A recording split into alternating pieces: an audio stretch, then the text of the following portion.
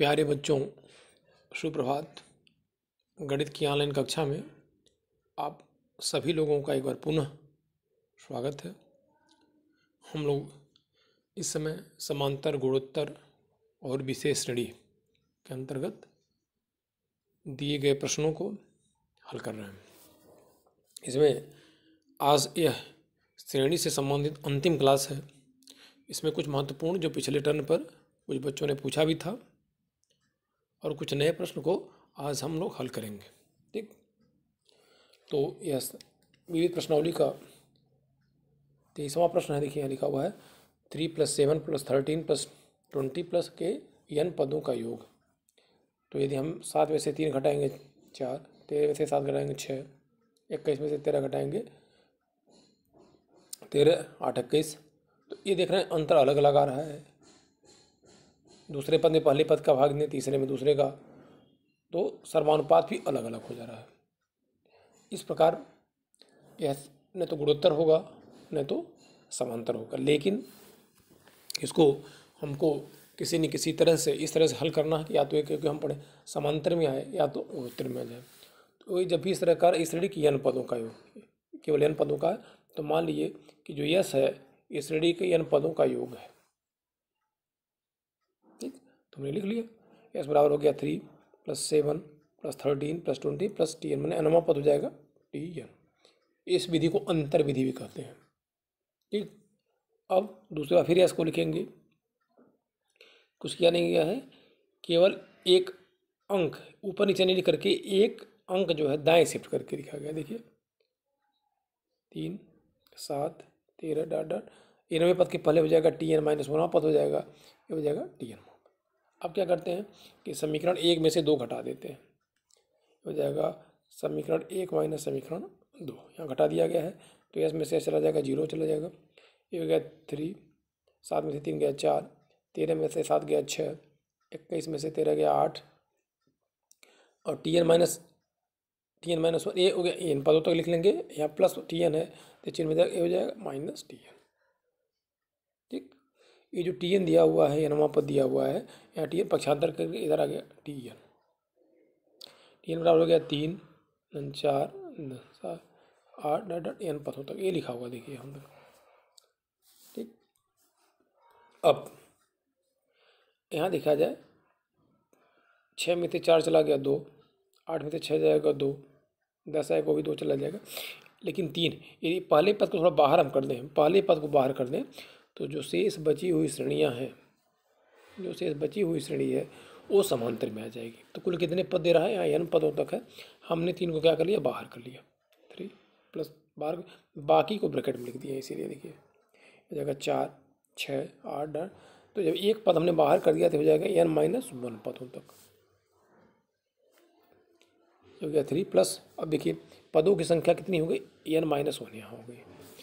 तो समांतर श्रेणी के n पदों का योग फार्मूला क्या होता है, n/2 2a plus n - 1 × nd, ये n पदों के ऊपर का फार्मूला होता है। अब यहाँ ये समांतर श्रेणी में है, लेकिन पदों की संख्या n - 1 है, तो इसमें जहाँ जहाँ n है, यहाँ जहाँ जहाँ n है क्या रख देंगे, n - 1 रख देंगे। ठीक, तो हो गया 3, तो n/2 की जब हो जाएगा n - 1/2, 2a 2 हो गया, a का मान 4 हो गया, प्लस n के जगह n - 1 d का मान 6 में से 4 जाएगा 2। हल कर लेंगे। तो अब इसको हमने हल किया तो हमारा हल करने के बाद देखिए ये आ जा रहा है n² - n + 1। ठीक है, अतः क्या करेंगे, हमको n पदों का योग, जब nवां पद ज्ञात हो गया तो श्रेणी की n पदों का योग ज्ञात करना है। तो श्रेणी के n पदों का योग यदि Sn हम ले लें, Sn बराबर हो जाएगा सिग्मा n² + n + 1। देखिए ये हो गया, अलग अलग कर लेंगे, sigma n² sigma n plus sigma n² का फार्मूला आप जानते ही हैं, प्रथम प्राकृतिक संख्याओं के वर्गों का योगफल, इसके बराबर होता है सिग्मा n प्रथम प्राकृतिक n संख्याओं का योगफल, और सिग्मा 1 का मतलब एक को n बार जोड़ा गया तो हो जाएगा n, हो गया n + 1 2n + 1/6 लघुत्तम ले लिया गया है, 2 × 3 = 6, 3 का गुणा इसमें हो जाएगा, 3 का गुणा इसमें, और n कॉमन ले लिया गया। हल करने के बाद हमारा ये आ गया है। तो इस तरह से अंतर विधि द्वारा हम दिए हुए श्रेणी के n पदों का योगफल ज्ञात करते हैं। अब एक दूसरे तरह का प्रश्न भी है, 21वां प्रश्न है, करा 0.6 डॉट के n पदों का योग ज्ञात करना है। इस तरह का जब भी रिपीटेड आ जाए, वही एक ही अंक बार बार रिपीट हो रहा हो, दशमलव में हो या पूर्णांक के रूप में हो, तो निश्चित है इसको गुणोत्तर श्रेणी में है या इसको गुणोत्तर श्रेणी में बदलना है। तो सबसे पहले हम मान लिए कि इसके n पदों का योगफल Sn है, तो Sn बराबर हो जाएगा 0.6 प्लस 0.66 या n पदों तक हो जाएगा।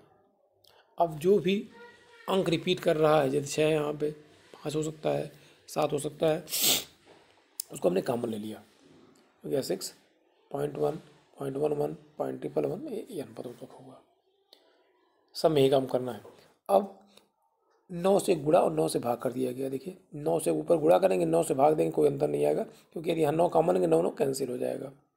तो 9 से गुणा करेंगे 0.9, 0.99 n पदों तक जाएगा और नीचे आ गया 9, कोई अंतर नहीं आएगा। यदि इसमें से 9 कॉमन ले लिया जाए तो वह 9 और ये 9 कैंसिल होकर के फिर ही आ जाएगा, जो कि 6/9।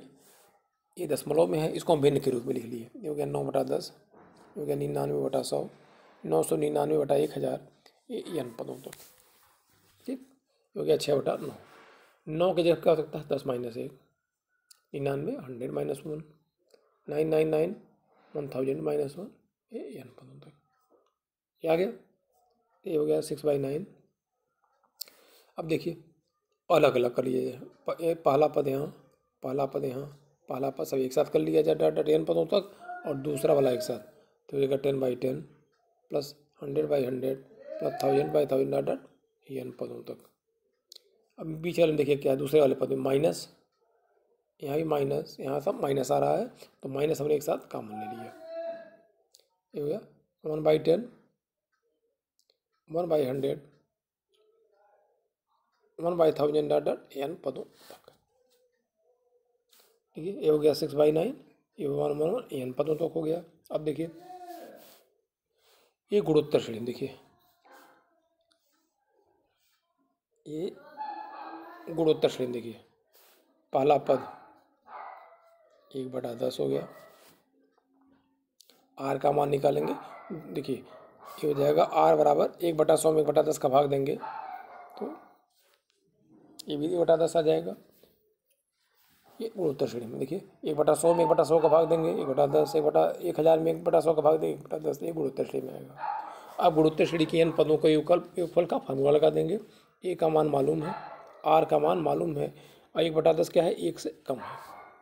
तो जब 1 से कम होता है तो n पदों के योगफल का फार्मूला क्या लगता है, a 1 - r पे पावर n अपान 1 - r, ये फार्मूला लगता है।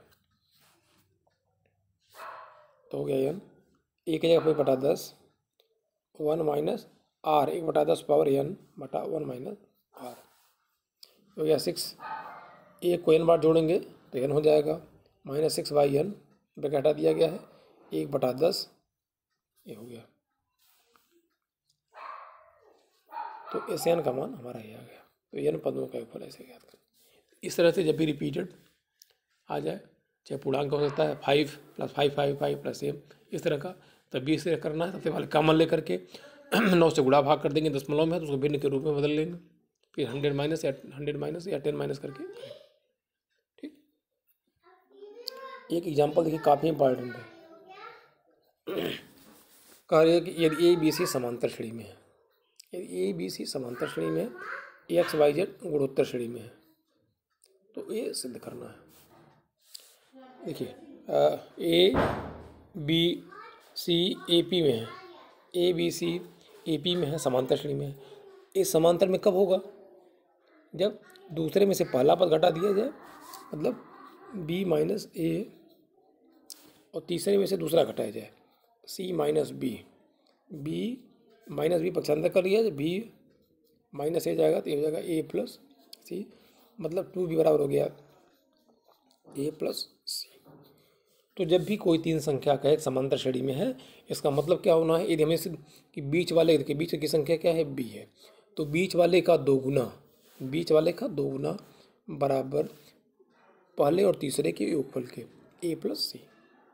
तो यदि ए बी सी समांतर श्रेणी में है तो टू बी बराबर हो जाएगा ए प्लस सी। यदि कहता है एक्स वाई जेड समांतर श्रेणी में है तो हो जाएगा टू वाई बराबर हो जाएगा एक्स प्लस जेड।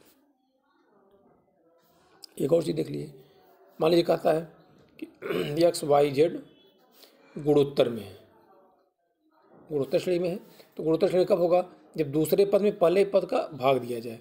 ये हो जाएगा वाई बटा एक्स, ये बराबर किसके हो जाएगा, तीसरे में दूसरे का भाग दिया जाए तो जेड बराबर सर्वानुपात बराबर होगा। तेरे गुणा कर दिया जाए वाई स्क्वायर बराबर एक्स जेड।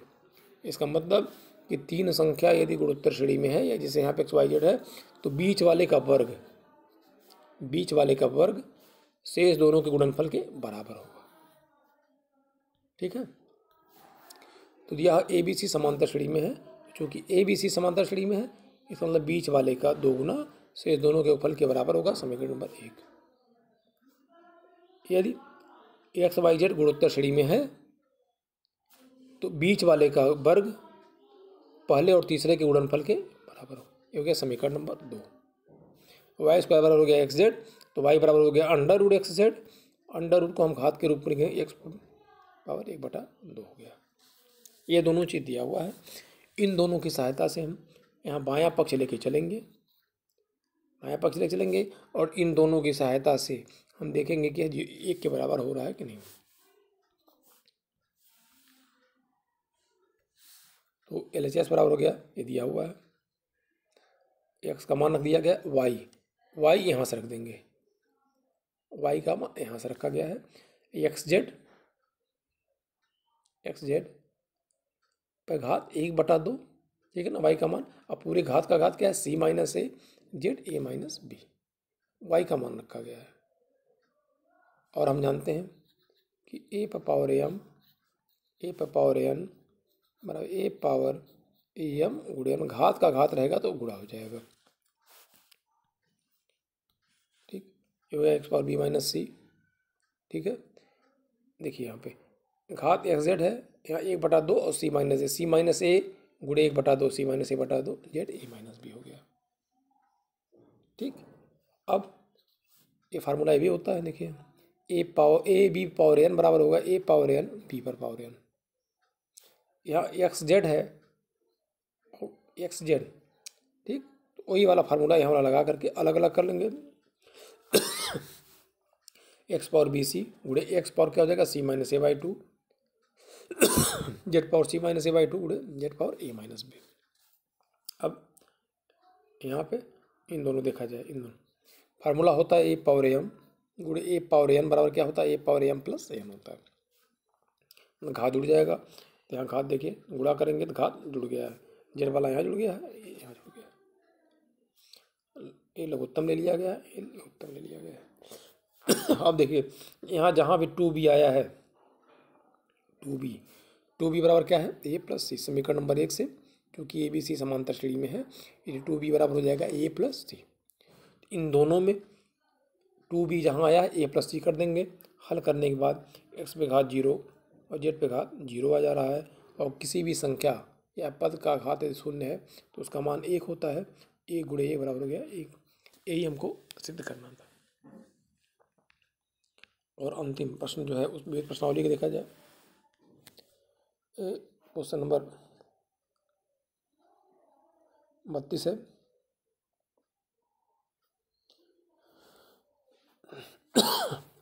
ये कह रहा है किसी कार्य को कुछ दिन में पूरा करना है, 150 कर्मचारी लगाए गए, दूसरे दिन 4 कर्मचारियों ने काम छोड़ दिया, तीसरे दिन 4 और कर्मचारियों ने काम छोड़ दिया, इस प्रकार मतलब छोड़ते 4 चले गए। अब कार्य को पूरा करने में 8 दिन अधिक समय लगा, तो दिनों की संख्या ज्ञात कीजिए जिसमें कार्य पूरा कर लिया गया है। मतलब यदि 150 कर्मचारी n दिन तक काम करते, n दिन लगातार काम करते, ठीक, लगातार काम करते, तो मान लिया गया है दिए गए, देखिए दिनों की संख्या है, इसमें कार्य पूरा किया जाता हो n है, वही मान ज्ञात करना कितने दिन में, ये जब 4 छोड़ते चले गए तो कितने दिन में यह कार्य पूरा हो गया। अब देखिए प्रश्न में प्रत्येक 4 कर्मचारी कार्य छोड़ देते हैं, तो पहले दिन कितने कर्मचारी थे 150, दूसरे दिन 146, 142 काम करते करते चले गए, ऐसे ऐसे चले गए। ठीक, एक ऐसे छोड़ते छोड़ते चले गए और कितने दिन में पूरा कर रहे हैं n दिन में। ठीक, अब नीचे देखिए यदि कोई कर्मचारी काम नहीं छोड़ता, मान लीजिए 150 कर्मचारी ही लगे रहते, तो इस समय जब 4 छोड़ते चले जा रहे हैं तो कुल कितने दिन लग रहे हैं n, मतलब पहले से 8 दिन ज़्यादा लग रहे हैं। इसका मतलब कि यदि 150 कर्मचारी काम करते तो कितने दिन पूरा कर लेते, यदि प्रत्येक दिन 150 कर्मचारी पूरा करते तो n-8 दिनों में कार्य पूरा हो जाता, n-8 दिनों में कार्य पूरा हो जाता। इसका मतलब कि काम पूरा करने के लिए कुल कितने कर्मचारी चाहिए थे 150 गुणे n-8, या लिखा वो काम पूरा कर लेते हैं। लेकिन जब 4 छोड़ते चले गए तो कितने दिन लग रहे हैं n, तो हो गया n/2 2a plus n-1 into D. ए कितना है 150, डी का मान कितना है 146 माइनस 150 बराबर हो गया -4, ये हो गया। देखिए यह क्या है, इसको कितने दिन काम किए हैं तो n दिन, इसका मतलब कि इसके n पदों का योग ज्ञात करना है, मतलब n पदों का योग कि मतलब कर्मचारियों की कुल संख्या n दिनों में, या किसके बराबर हो जाएगी यदि 150 n-8 दिनों में करते, दोनों आपस में क्या होगा बराबर होगा, वही किया गया है यहाँ, ये बराबर हो जाएगा इतना, हो गया 150 ब्रैकेट में हो गया n-8 बराबर हो गया n/2 2a, इसको हल कर लेंगे, देखिए यहाँ पे इतना आ गया, ये आ गया आपका n² minus n minus 600 0, n² ऐसे इतना, इसका लोग गुणनखंड कर दिए तो ये आ गया हमारा, ये चीज़ आ गया n+24 ब्रैकेट में है n-25, अलग अलग कर लेंगे तो n-25 बराबर 0 हो गया, तो n बराबर हो गया 25, ये निगेटिव आ गया, दिनों की संख्या निगेटिव हो नहीं सकती है, ये अमान्य हो गया। इसका मतलब n बराबर 25 ही होगा, अर्थात जब 4 आदमी छोड़ते चले गए शुरू से तो कुल कितने दिन में काम पूरा हो जाएगा 25 दिन में हो जाएगा। ठीक है, इस प्रकार हम लोग समांतर गुणोत्तर विविध श्रेणी से संबंधित और इसमें जो विविध प्रश्नावली दिया हुआ है उससे संबंधित अधिक से अधिक प्रश्नों को हल कर लिए। अब आप लोग जो भी NCERT की बुक दिया हुआ है, उदाहरण दिया हो लगा करके उसकी सहायता से, जो वीडियो दिए गए हैं उनकी सहायता से, जो PDF दिया गया है उसको नोट करके जो भी बचे हुए प्रश्न हैं उन सबको आप लोग सॉल्व करेंगे। ठीक, नहीं आता है तो व्हाट्सएप ग्रुप के माध्यम से उसको आप अवश्य पूछें। अब इसके बाद हम लोग आगे के चैप्टर में सरल रेखा, अब जब भी आगे कल क्लास चलता है तो हम उसमें सरल रेखा से संबंधित जो भी टॉपिक दिया हुआ है, सरल रेखा क्या होती है, सरल रेखा का फार्मूला क्या होता है, प्रवणता क्या होती है, इन सब के बारे में हम अध्ययन करेंगे। ठीक है, ठीक, तब तक के लिए धन्यवाद।